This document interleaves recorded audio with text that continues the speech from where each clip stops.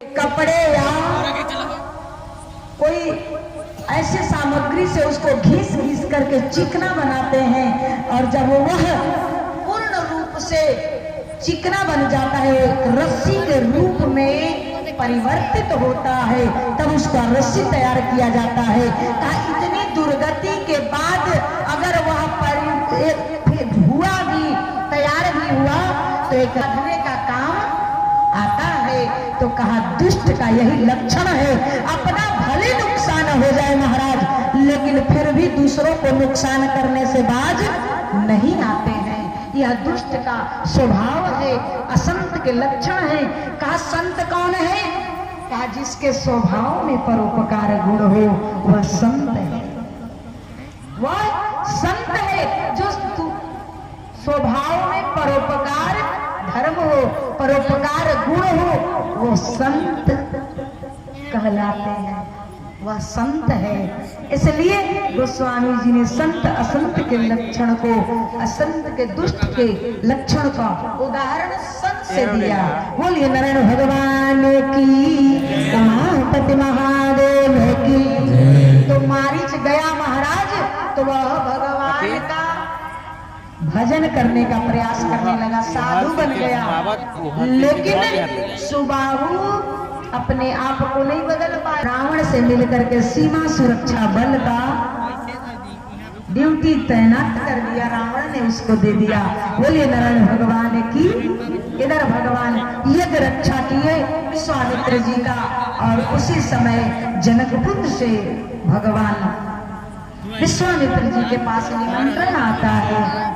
राम जी इधर विदा लेना चाहता है, लेकिन विश्वामित्र जी ने कहा राम हमें जनकपुर चलना है धनुष से यज्ञ देखने के लिए, तो गुरु की बात टाल नहीं सकते। तो राम जी बड़ी प्रसन्नता से दोनों भाई तैयार हो गए और दोनों भाई को लेकर आज गुरु जी विश्वामित्र जी आगे बढ़ते हैं और अहिल्या का उद्धार करते हैं।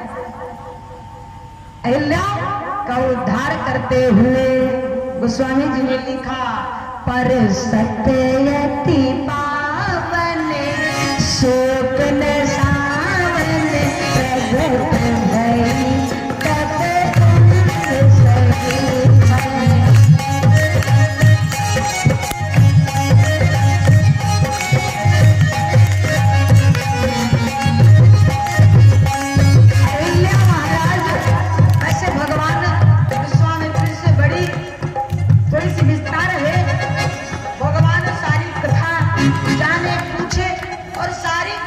श्राप बसा उपल देह धरि धीर, कमल चरण रज चाहती कृपा करहु रघुवीर। सारी कथा बताए। ये अहिल्या कौन थी? कहा अहिल्या। जब अहिल्या का उद्धार भगवान ने गुरु जी के आदेश से किया, तो अहिल्या जब स्त्री रूप में आई, तब देखे भरी लोचन राजी मोचन। यही है इतनी सुंदर सौभाग्य आज जो शंकर जी को मिला। अहिल्या विचार करने लगी, अरे लाभ शंकर जाना, आज इतना वो हमें मिला, लेकिन किसके कारण? पति के लिए तो धन्यवाद देती है। मुनि श्राप जो दिन्नी अति भल किन्नी, अगर वह नहीं आज करते तो मैं भगवान का दर्शन मैं अहिल्या कहां से कर पाती, जिसके लिए बड़े बड़े महात्मा भी तरसते हैं। आज अहिल्या का उद्धार करके